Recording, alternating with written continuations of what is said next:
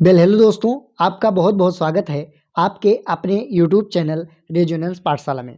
दोस्तों, आज के इस वीडियो में हम रेनबो के second chapter the ant and the Dove के बारे में जानने वाले हैं, यानी उस चैप्टर को पढ़ने वाले हैं।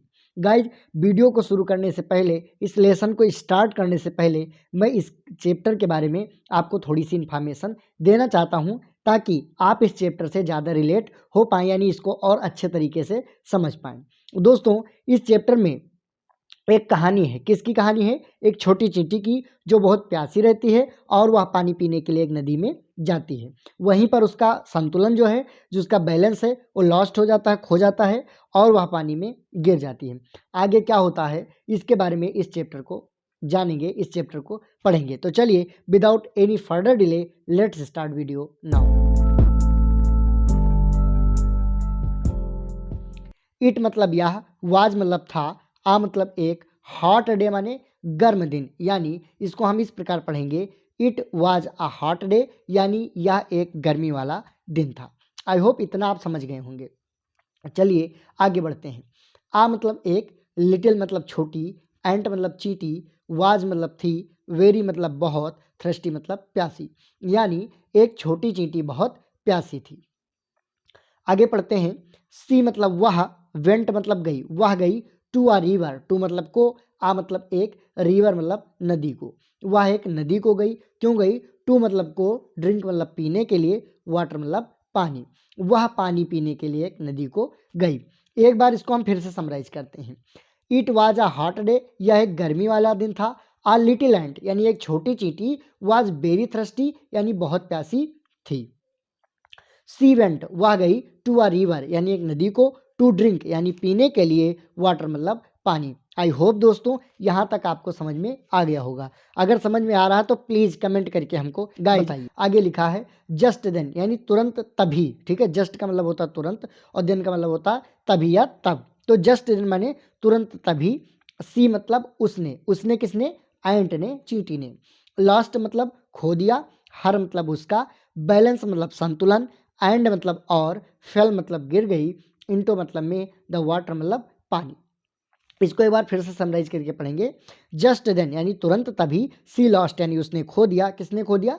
चींटी ने खो दिया। बैलेंस मतलब संतुलन, एंड मतलब और, फेल मतलब गिर गई, इनटू द वाटर यानी पानी में। यानी उसने अपना बैलेंस खो दिया, अपना संतुलन खो दिया और वह पानी में गिर गई। अब जब वह गिर गई तो आगे क्या हुआ उसको सुनिए। सी क्राइड, सी मतलब वह, क्राइड मतलब चिल्लाई, वह चिल्लाई। हेल्प हेल्प मदद करो, मदद करो, वह चिल्लाई मदद करो, मदद करो। आ मतलब एक, डब मतलब पकता चिड़िया, वाज मतलब थी, सिटिंग मतलब बैठी हुई, इन मतलब में, आ मतलब एक, ट्री मतलब पेड़ पर। यानी एक पकता चिड़िया एक पेड़ पर बैठी हुई थी। अब गाइज यहाँ पर जो इन लिखा है, ठीक है, इन, तो इन का मतलब होता है मैं। तो यहाँ अगर इस सेंटेंस को पढ़ें तो इसका मतलब यह निकल रहा है कि एक पकता चिड़िया एक पेड़ में बैठी हुई थी। गाइज यहाँ इन का मतलब पेड़ में बैठने से नहीं, पेड़ पर बैठने से है। अब आप कहेंगे ये कैसे? तो मैं आपको बता देना चाहता हूँ कि कोई भी पक्षी ब्रांच पर बैठता, ब्रांच मतलब डाली पर बैठता, ठीक है, उसके टॉप पर नहीं बैठता, सबसे ऊपर वाली लीफ पर या कहा जाए ब्रांच पर नहीं बैठता है। इसलिए यहाँ पर इनका यूज किया गया है। अथवा हम इसको इस तरीके से भी समझ सकते हैं कि शायद वह पकता चिड़िया उस पेड़ पर घोंसला बना करके बैठी हुई थी। हम इस प्रकार से भी समझ सकते हैं। बस आप इतना मानकर चलिए कि यहाँ इन का मतलब में से बिल्कुल भी नहीं है, या तो घोंसले से है या फिर उस पेड़ की डाली से है। ठीक, एक बार इसको फिर से समझते हैं दोस्त। आ डब यानी एक पकता चिड़िया, वाज मतलब थी, सिटिंग मतलब बैठी हुई, इन अ ट्री यानी एक पेड़ पर। चलिए आगे बढ़ते हैं। सी मतलब उसने, उसने सुना, सी मतलब उसने, हियर्ड मतलब सुना, उसने सुना। किसने सुना? पकता चिड़िया ने। द एंड्स अपोस्ट्रोफियस यानी एंड्स की यानी चींटी की, क्राई का मतलब होता है चिल्लाना, यानी सी हियर्ड उसने सुना, द एंड्स क्राई यानी चींटी के चिल्लाने की आवाज, उसने चींटी के चिल्लाने की आवाज सुनी। अब यहाँ तक हम पहुँच चुके हैं। एक बार हम इसको फिर से समराइज करेंगे कि यह एक गर्मी वाला दिन था। एक छोटी चींटी बहुत प्यासी थी, तो वह पानी पीने के लिए एक नदी में गई, और जब वह पानी पीने के लिए नदी में गई तभी उसने अपना संतुलन खो दिया और पानी में गिर गई। जब वह पानी में गिर गई तो उसने चिल्लाई, तो उसने आवाज़ लगी मतलब चिल्लाई, हेल्प हेल्प, मदद करो मदद करो। एक पकता चिड़िया वहीं एक डाली पर बैठी हुई थी, तो उसने उस चींटी के चिल्लाने की आवाज़ सुनी। अब आगे क्या हुआ उसको समझ लीजिए। द डब यानी पकता चिड़िया ने ड्रॉप्ड मतलब गिरा दिया, पकता चिड़िया ने गिरा दिया। अब बिग लीफ यानी एक बड़ी पत्ती, इंटो मतलब में, द वाटर मतलब पानी में। ठीक है, एक बार फिर से पढ़ते हैं।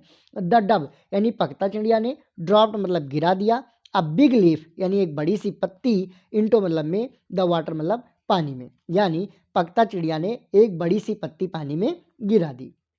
अब क्या हुआ, द एंट मतलब चींटी, क्लाइम्ड मतलब चढ़ गई, ऑन मतलब पर, टू मतलब को होता, तो ऑन टू का मतलब हुआ पर। ठीक है, द एंट क्लाइम्ड यानी चींटी चढ़ गई, ऑन टू द लीफ यानी पत्ती के ऊपर। ठीक, पत्ती के ऊपर चींटी चढ़ गई।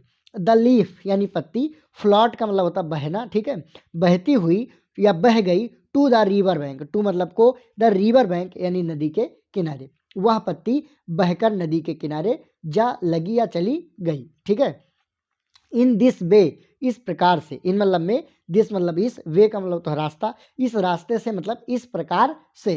द एंट मतलब चींटी, वाज मतलब थी, सेव्ड मतलब सुरक्षित, इस प्रकार से चींटी सुरक्षित थी।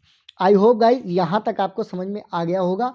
अगर आ गया तो प्लीज़ इस वीडियो को लाइक करिए और चैनल को भी सब्सक्राइब कर दीजिए। अगर आप चैनल को सब्सक्राइब करते हैं तो हमें एक मोटिवेशन मिलता है कि हाँ हमने कोई अच्छा काम किया है, और जिससे हम मोटिवेट होते हैं और इसी तरीके की नई नई वीडियोस आप तक पहुंचाने का प्रयास करते हैं। तो प्लीज़ गाइज आपसे रिक्वेस्ट है कि आप सब्सक्राइब कर दीजिए। आपके सब्सक्राइब करने से आपका तो कुछ नहीं लगता है, लेकिन उससे हमको एक मोटिवेशन मिलता है। ठीक, चलिए आगे बढ़ते हैं। आफ्टर सम टाइम, आफ्टर मतलब बाद में, और सम का मतलब था कुछ, और टाइम का मतलब समय, कुछ समय के बाद में। ठीक है, द एंट मतलब चींटी ने, सा मतलब देखा, चींटी ने देखा। अब क्या देखा, आफ्टर यानी एक शिकारी को, चींटी ने एक शिकारी को देखा। ही मतलब वह, हैड मतलब था, यहाँ चुका था से है। ठीक है, अभी आप आगे समझ जाएंगे। ही हैड यानी वह चुका था, पॉइंटेड का मतलब होता है निशाना बनाना, यानी वह निशाना बना चुका था। हिज मतलब उसकी, एरो मतलब तीर को। ठीक है, वह अपने तीर से निशाना बना चुका था। एट मतलब पर, द डब मतलब पकता चिड़िया पर। गाइज इस पूरे सेंटेंस का मतलब यह हुआ कि वह जो शिकारी था उसने अपनी तीर से उस पकता चिड़िया को निशाना बनाए हुए था। ही का मतलब हुआ वाह, वांट का मतलब होता है चाहना, और ईडी लगा है यानी पास्ट की बात। ही वांटेड वह चाहता था, टू मतलब को, किल मतलब मारना, हर मतलब उसे, वह उसे मारना चाहता था। किसे मारना चाहता था, पकता चिड़िया को। आई होप गाइज यहाँ तक आपको क्लियर हो गया होगा। चलिए आगे बढ़ते हैं। द एंट मतलब चींटी, एंट मतलब चींटी, कराल का मतलब होता है रेंगना, और क्राल्ड का मतलब रेंग गई, चींटी रेंग गई। अप मतलब ऊपर। ठीक है, ऊपर रेंग गई, किसके ऊपर रेंग गई, कहाँ रेंग गई, द हंटर से पोस्ट ऑफ यस यानी हंटर के, शिकारी के, फुट मतलब पैर पर। ठीक है, तो वह चींटी उस शिकारी के पैर पर रेंग गई।